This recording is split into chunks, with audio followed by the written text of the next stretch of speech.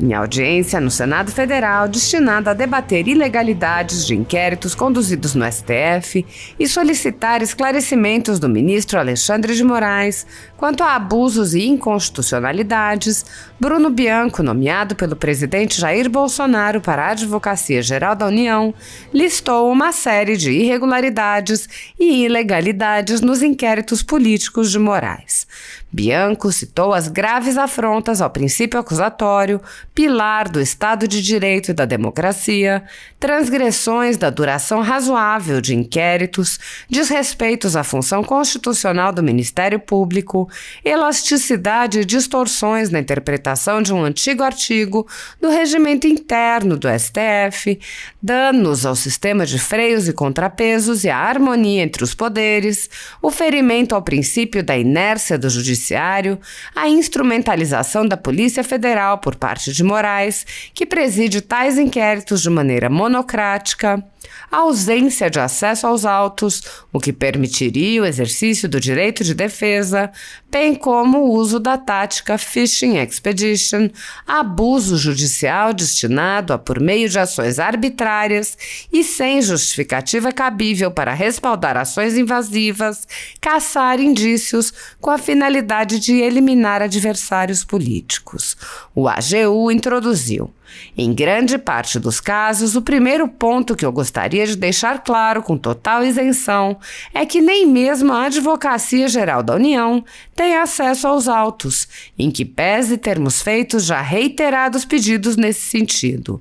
Isso é uma constatação fática, e aqui é mais grave ainda no meu ponto de vista, porque tenho convicção de que para que possamos exercer devidamente o contraditório e o direito à ampla defesa, que são pilares no Estado democrático de direito, é fundamental que tenhamos acesso aos autos. No que concerne ao artigo do Regimento Interno do STF utilizado para respaldar a abertura de inquéritos e perseguições, Bianco pontuou. Ele é um artigo que tem reminiscências ou, como eu quero dizer, ele é oriundo de um sistema que não tinha as garantias do nosso sistema acusatório atual. É por isso que nós precisamos fazer um crivo. Ele está ou não de acordo com a Constituição Federal. Por que isso? E aí, o ponto fundamental, senador, que muito me preocupa, é porque ele confunde as figuras do investigador, do acusador e do julgador. E a partir do momento em que nós temos a utilização desse artigo de maneira ampla e restrita, ainda que ele tenha sido reconhecido pelo Supremo Tribunal Federal à época, a extrapolação de sua utilização me parece inconstitucional. Dessa maneira, ele complementou: por princípio, o judiciário deve ser inerte. Por princípio, o titular da ação penal não pode ser ninguém além do órgão acusador, que é o Ministério Público. E quando nós extrapolamos os limites no inquérito e começamos a incutir nesse inquérito outras questões e outros fatos, para além daqueles excepcionalmente previstos no regimento e também excepcionalmente reconhecidos pelo Supremo Tribunal Federal, nós temos um grande problema. Nós violamos frontalmente o princípio acusatório. O advogado explicitou ainda o ultraje à segurança jurídica, com inquéritos intermináveis e sem controle por parte do Ministério Público e de outras instituições. Há uma promoção de arquivamento, ou melhor, 2 promoções de arquivamento por parte do Procurador-Geral da República e, não obstante essas promoções, o inquérito não é arquivado. E o que acontece com isso? É mais um princípio que, para mim, fica ultrajado, com todo respeito, no caso concreto. Temos prolongamento de investigações por períodos absolutamente não razoáveis. Cito aqui que o inquérito-mãe, entre aspas, o Dr. Pontes bem lembrou que o ministro Marco Aurélio chamou de inquérito do fim do mundo, já perdura há mais de 3 anos. Então, são pessoas que são submetidas a investigações por períodos superiores a 3 anos. Lembro que o Código de Processo Penal e todo o nosso arcabouço processual penal colocam um período ali para conclusão de inquérito, em torno de 30 dias, justamente para que as pessoas possam ter segurança jurídica. Ninguém pode ficar com espada na sua cabeça por período tão longo. Para Bruno Bianco, tais ações colocariam o Estado de Direito em risco. O sistema acusatório, para mim, que sou advogado há alguns anos, é o pilar do nosso Estado democrático de direito, meu querido jurista Valmir Pontes. E por que ele é o pilar do Estado democrático de direito? Porque é ele que diz que não pode ter confusão entre acusador e julgador. É ele que diz que a justiça, o judiciário, tem que ser inerte, tem que ser provocado. É ele que segrega essas funções de acusar, investigar e julgar para que não haja contaminação. Entendeu-se quando se concebe, se aplica no Brasil como pilar, repito, do sistema democrático, o sistema acusatório, que quando o julgador colhe provas, ele pode se tornar parcial. E a parcialidade é algo absolutamente nefasto para o julgador e para o julgado, porque quem colhe provas acaba tendo uma postura proativa. Há mais de 3 anos, o ministro Alexandre de Moraes conduz, em segredo de justiça, inquéritos políticos direcionados a seus adversários políticos. Em uma espécie de parceria com a velha imprensa, matérias, reportagens e relatórios são admitidos como provas sem questionamento, substituindo a ação do Ministério Público e substituindo os próprios fatos, e servem como base para medidas abusivas que incluem prisões políticas, buscas e apreensões, bloqueio de contas, censura de veículos de imprensa, censura de cidadãos e de parlamentares, bloqueio de redes sociais, entre muitas outras medidas cautelares inventadas pelo ministro. O mesmo procedimento de aceitar depoimentos de testemunhas suspeitas e interessadas e tomar suas palavras como verdadeiras se repete em diversos inquéritos nas cortes superiores. Esses depoimentos, relatórios e reportagens, produzidos por pessoas interessadas, embasam medidas extremas contra conservadores, sem qualquer chance de defesa ou acesso ao devido processo legal. A Folha Política já teve sua sede invadida e todos os seus equipamentos apreendidos. Atualmente, toda a renda do jornal está sendo confiscada a mando do ministro Luiz Felipe Salomão, ex-corregedor do Tribunal Superior Eleitoral, com o aplauso dos ministros Luiz Roberto Barroso, Alexandre de Moraes e Edson Fachin.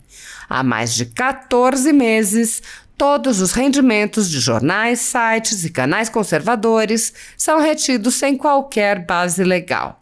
Se você apoia o trabalho da Folha Política e pode ajudar a impedir o fechamento do jornal, doe qualquer valor através do Pix, utilizando o QR Code que está visível na tela ou o código ajude@folhapolitica.org. Caso não utilize Pix, há a opção de transferência bancária para a conta da empresa Raposo Fernandes, disponível na descrição deste vídeo e no comentário fixado no topo. Há 10 anos, a Folha Política vem fazendo a cobertura da política brasileira, quebrando a espiral do silêncio imposta pelo cartel midiático que quer calar vozes conservadoras. Pix ajude@folhapolitica.org. Assista.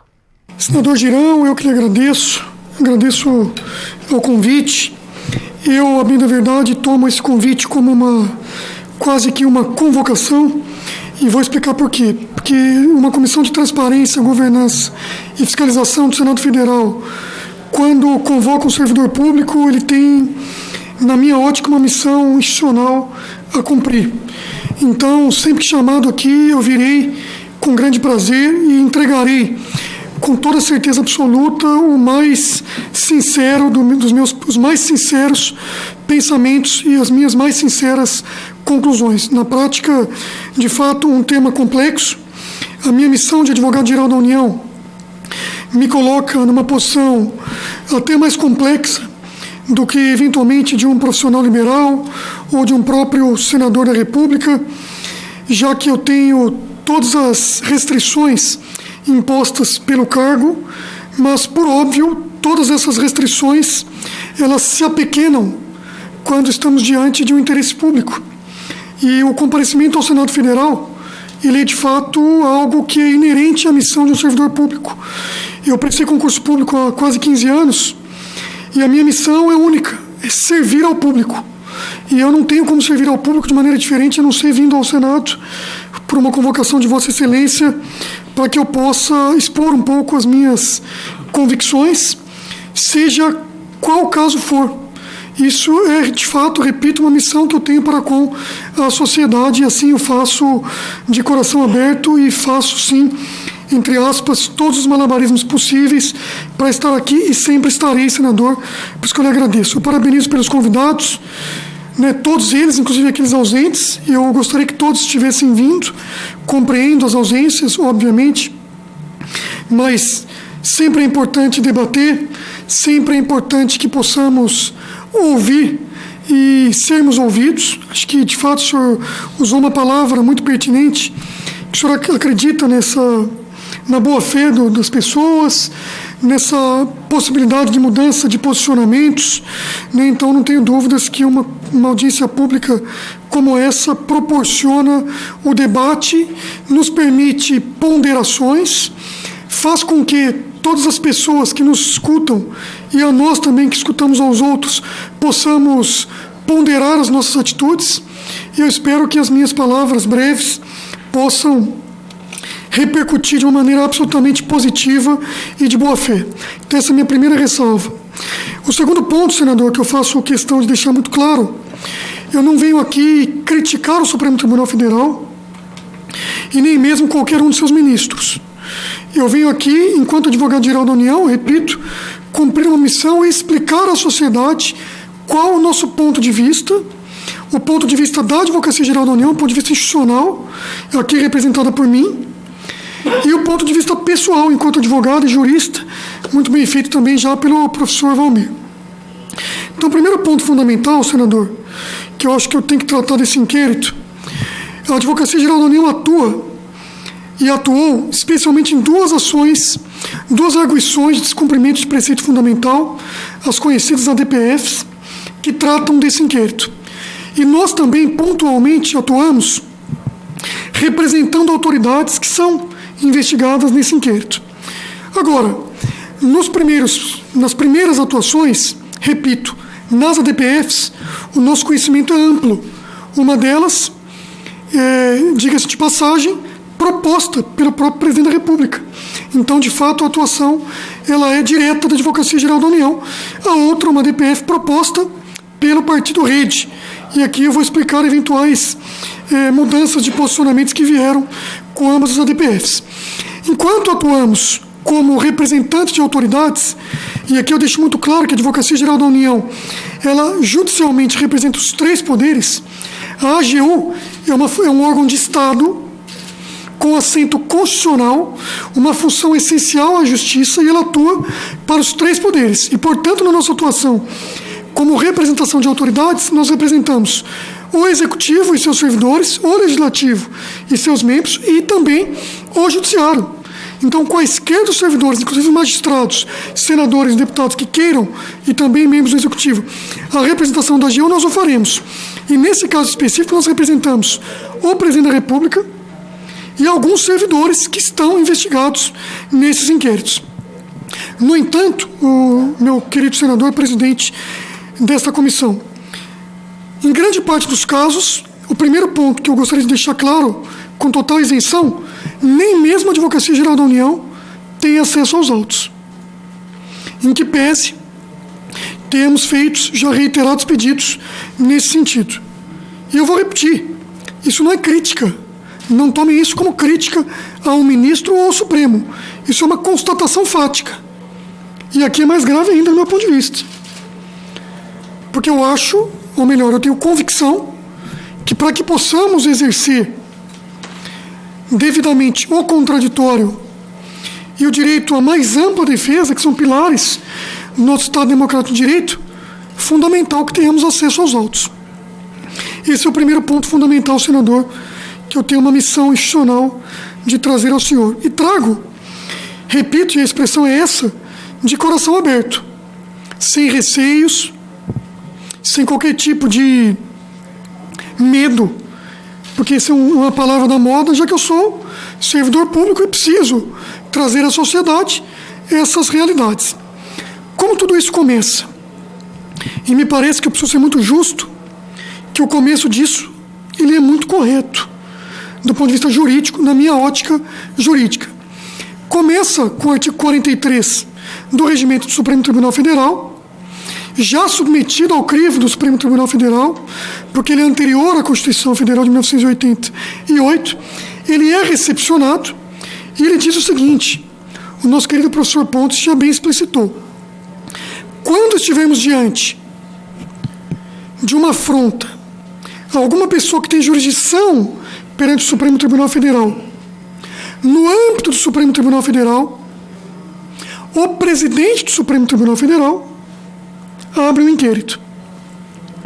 E aí sim, abriu-se o inquérito, e no momento, quando se abre o inquérito, se interpreta a expressão no âmbito do prédio como algo mais elastecido. E assim esse inquérito começa, e há a designação de um relator. Quando se designa esse relator, já há uma análise por parte do Supremo sobre a constitucionalidade do inquérito. E nesse momento, a Advocacia Geral da União, e aqui eu separo a figura da Advocacia Geral da União com a figura do Advogado Geral da União, a Advocacia Geral da União é uma função de Estado, é um órgão de Estado, uma função essencial à República, representa judicial e extrajudicialmente os poderes. Mas o Advogado Geral da União, ele assessora o Executivo. E também faz esse crivo de constitucionalidade. Ele fala pela constitucionalidade das normas. E aí o Advogado Geral da União, à época, falou: não, de fato, esse artigo foi recepcionado, e nesse caso concreto, ele é correto. Pode-se entender como correto. E a Advocacia Geral da União, pelo Advogado Geral, reconhece a constitucionalidade do inquérito. E por que esse ponto é crucial, senador? E eu espero que toda a população nos entenda. Porque esse artigo, ele é anterior à Constituição Federal, e ele não trata, ele não condiz, na sua ampla acepção, com o princípio acusatório. Ele é um artigo que ele tem reminiscências, ou o que eu quero dizer, ele é oriundo de um sistema que não tinha as garantias do nosso sistema acusatório atual. Por isso que nós precisamos fazer um crivo. Olha, ele está ou não de acordo com a Constituição Federal? Por que isso? E aí o ponto fundamental, senador, que muito me preocupa, porque ele confunde as figuras do investigador, do acusador e do julgador.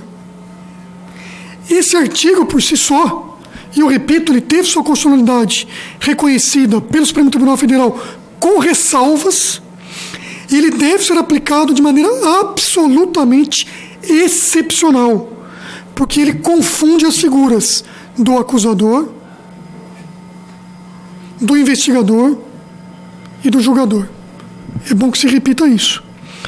E a partir do momento que nós temos a utilização desse artigo de maneira ampla e restrita, ainda que ele tenha sido reconhecido pelo Supremo Tribunal Federal à época, a extrapolação da sua utilização me parece inconstitucional. E falo isso como estudioso do direito. E vou dizer por quê. Porque, por princípio, o judiciário deve ser inerte. Por princípio, o titular da ação penal não pode ser ninguém além do órgão acusador, que é o Ministério Público. E quando nós extrapolamos os limites do inquérito e começamos a incutir nesse inquérito outras questões e outros fatos para além daqueles excepcionalmente previstos no regimento e também excepcionalmente reconhecidos pelo Supremo Tribunal Federal, nós temos um grande problema. Nós violamos frontalmente o princípio acusatório. E aqui um dado fundamental. Tudo isso que eu estou dizendo já foi dito na arguição de descumprimento de preceito fundamental ajuizada pela Advocacia Geral da União. Por isso que eu faço questão de dizer isso aqui na Casa do Povo, na Casa dos Estados, no Senado Federal. Eu tenho essa missão institucional. Eu não venho aqui fazer política, eu não venho aqui instigar ninguém contra o Supremo Tribunal Federal, mas eu faço questão de trazer o ponto fundamental da Advocacia Geral da União. E o que acontece?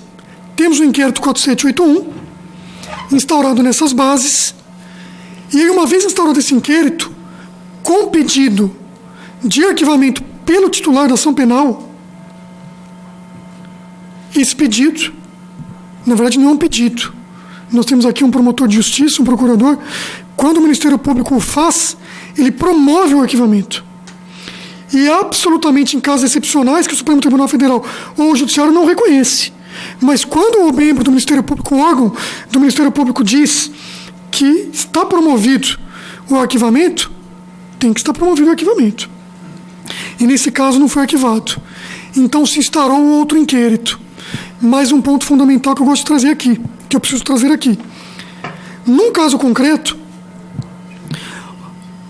2 investigações se instauraram em paralelo. Era um caso de uma live do senhor presidente da República. O órgão ministerial, o Ministério Público, a Procuradoria-Geral da República, pede a promoção do arquivamento, ou promove o arquivamento, dizendo o seguinte: esse caso já está sendo investigado pelo Ministério Público. No caso concreto, o relator não promove o arquivamento, dá um habeas corpus de ofício, e é o primeiro caso que eu conheço de habeas corpus de ofício contra os interesses do paciente. Então é um habeas corpus de ofício que é contrário ao titular ou aquele que é o paciente do habeas corpus. A investigação do Ministério Público ela é arquivada e abre-se um novo inquérito para se continuar com uma investigação, e esse novo inquérito também com base no artigo 43 do Regimento Interno, que eu repito, teria que ser absolutamente excepcional. Para além desses casos, nós temos também outro caso que já é público, e eu repito, não falo em tom de crítica, mas em tom informativo, em que há uma suposta acusação de vazamento de dados sigilosos. O Ministério Público promove o arquivamento, dizendo que não houve qualquer tipo de vazamento de dados sigiloso. O delegado, no caso, o delegado que fornece o inquérito, no caso do inquérito policial, o faz dizendo que o inquérito não era sigiloso. O inquérito é fornecido a um parlamentar para utilização em audiências públicas e em comissões com caráter amplamente públicos. O inquérito é utilizado numa comissão da Câmara dos Deputados. A discussão sobre o caráter ou não sigiloso do inquérito é submetida à Corregedoria da Polícia Federal, e a Corregedoria diz: o inquérito não é sigiloso.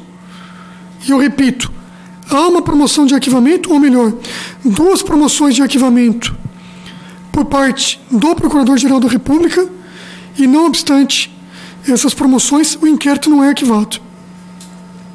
E o que acontece com isso? Mais um princípio que, para mim, fica ultrajado, com todo respeito, no caso concreto. Temos prolongamento de investigações por períodos absolutamente não razoáveis. Cito aqui que o inquérito-mãe, entre aspas, que o doutor Pontes bem lembrou, que o ministro Marco Aurélio o chamou de inquérito do fim do mundo, ele já se perdura há mais de 3 anos. Então são pessoas que são submetidas a investigações por períodos posteriores a 3 anos. Lembrando que o Código de Processo Penal e todo o nosso arcabouço processual penal coloca um período ali para a conclusão do inquérito em torno de 30 dias.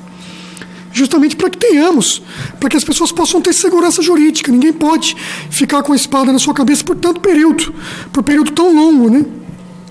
Então, mais uma constatação interessante.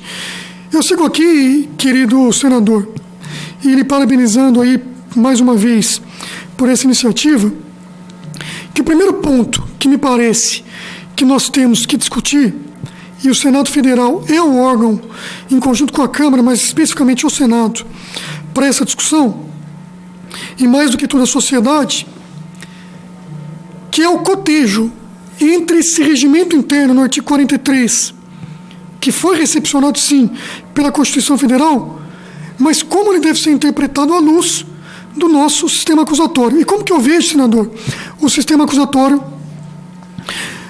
também aos demais senadores aqui presentes. O sistema acusatório, para mim, que sou advogado há alguns anos, ele é o pilar do nosso Estado Democrático de Direito. Meu querido jurista Valmir Pontes. E por que ele é o pilar do Estado Democrático de Direito? Porque é ele que diz que não pode ter confusão entre acusador e julgador. É ele que diz que a justiça, que o judiciário tem que ser inerte, tem que ser provocado. É ele que segrega essas funções de acusar, investigar e julgar, para que não haja contaminação. Se entendeu, quando se concebe e se aplica no Brasil como pilar, repito, do sistema democrático, o sistema acusatório, que quando o julgador colhe provas, ele pode se tornar parcial. E a parcialidade é algo absolutamente nefasto para o julgador e para o julgado. Porque quem colhe provas acaba tendo uma postura proativa. E essa proatividade, ela é muito bem vista no Senado Federal, no Legislativo, lato sensu, no Executivo, também nos advogados públicos e privados, mas ela não é boa no Judiciário.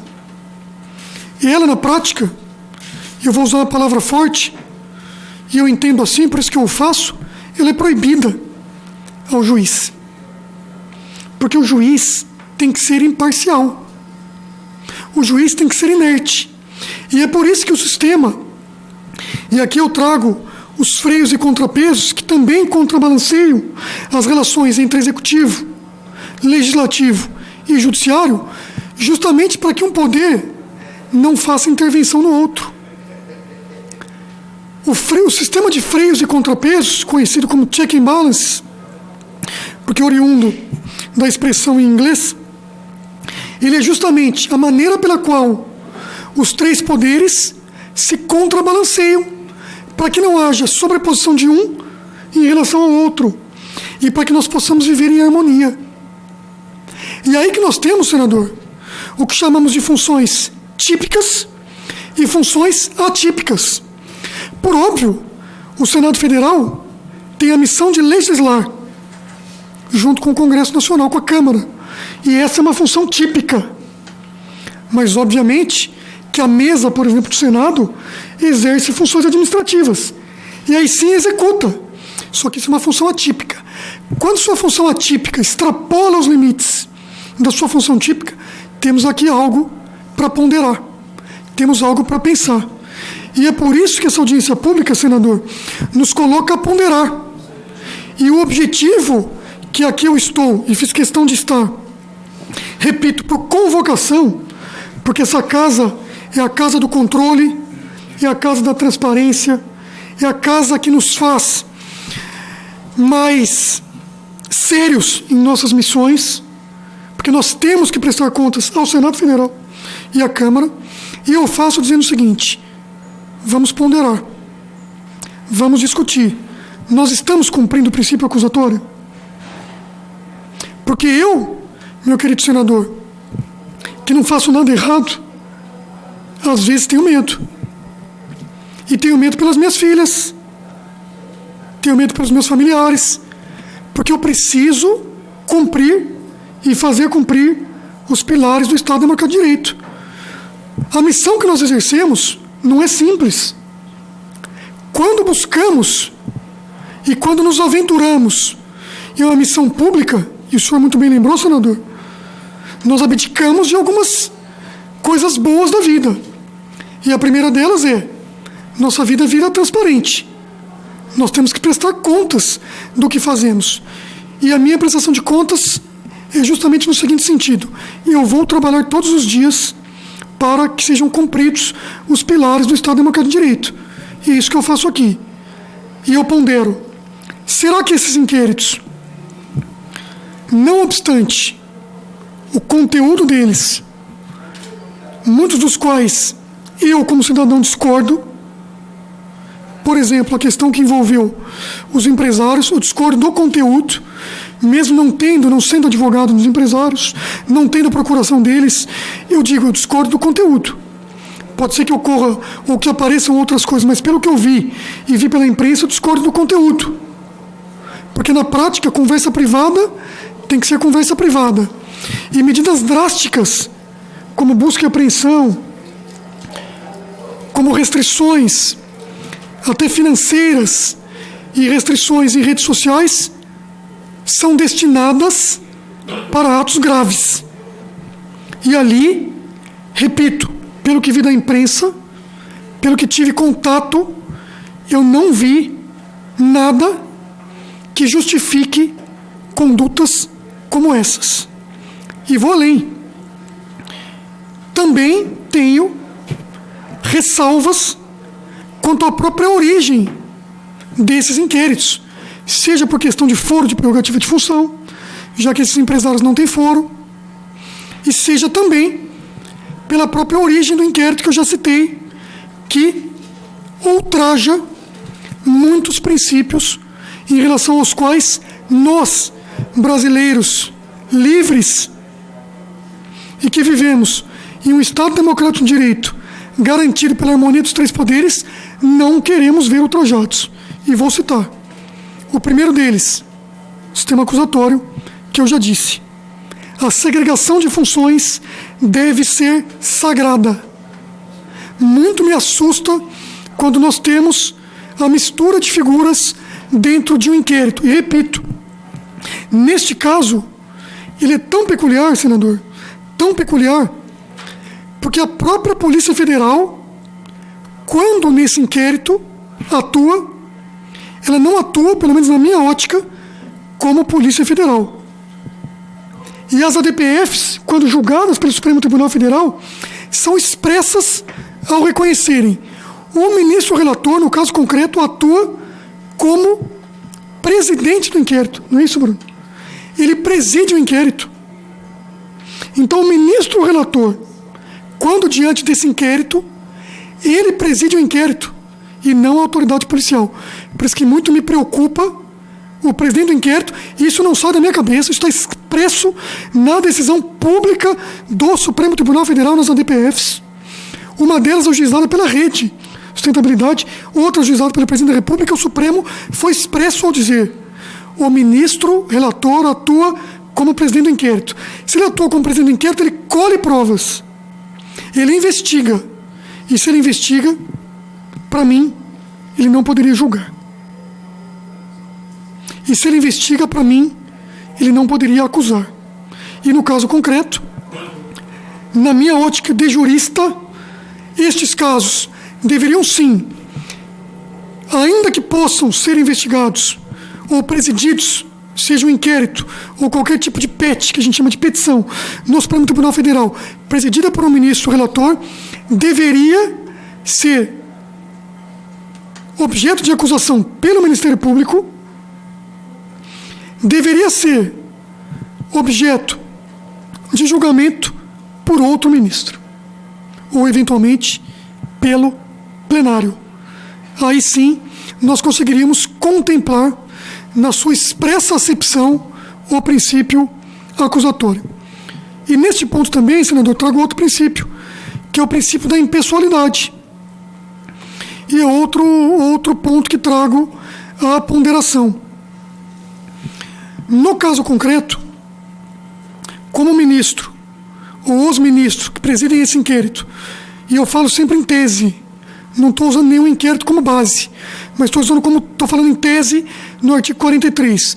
Quando há a indicação por um ministro, presidente, de outro ministro para ser o presidente do inquérito, isso deveria ser objeto, para mim, de distribuição dentro do Supremo Tribunal Federal. Primeiro ponto.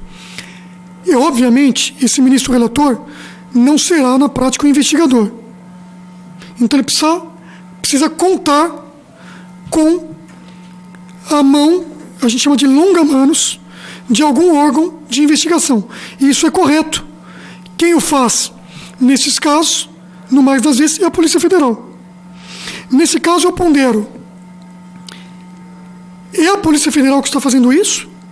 Ou é o próprio ministro que está presidindo o inquérito? É o ministro que está presidindo o inquérito. Por isso que, às vezes, nos deparamos com a própria indicação por parte do ministro relator do delegado a presidir o inquérito.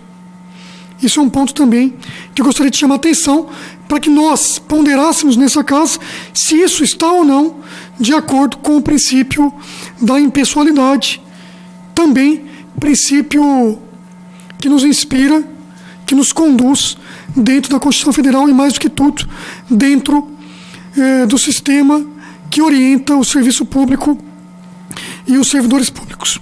Outro ponto importante.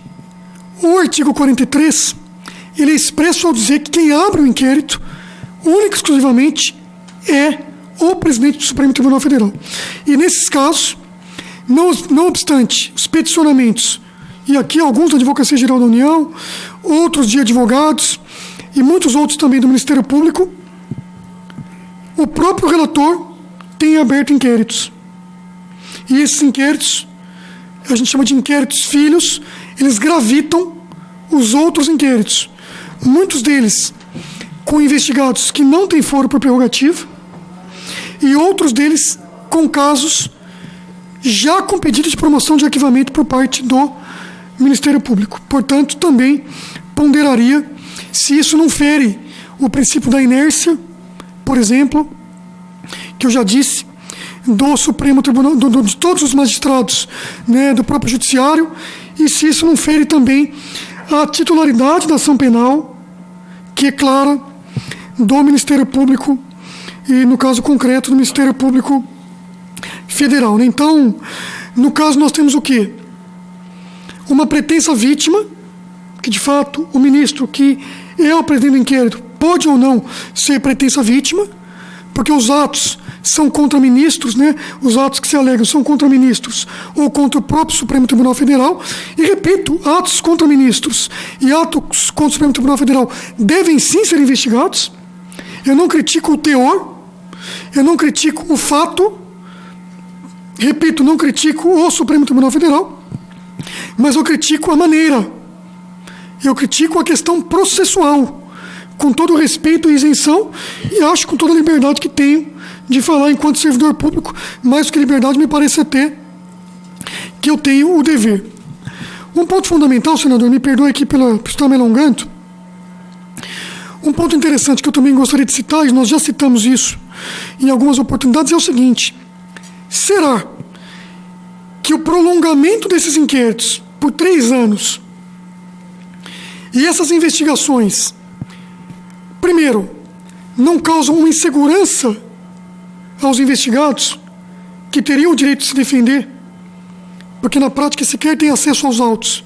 E mais do que tudo, será que não se está buscando, isso é uma ponderação, o que nós chamamos de fishing expedition, que é uma busca por investigações sucessivas até se encontrar algo que possa ser objeto de uma investigação?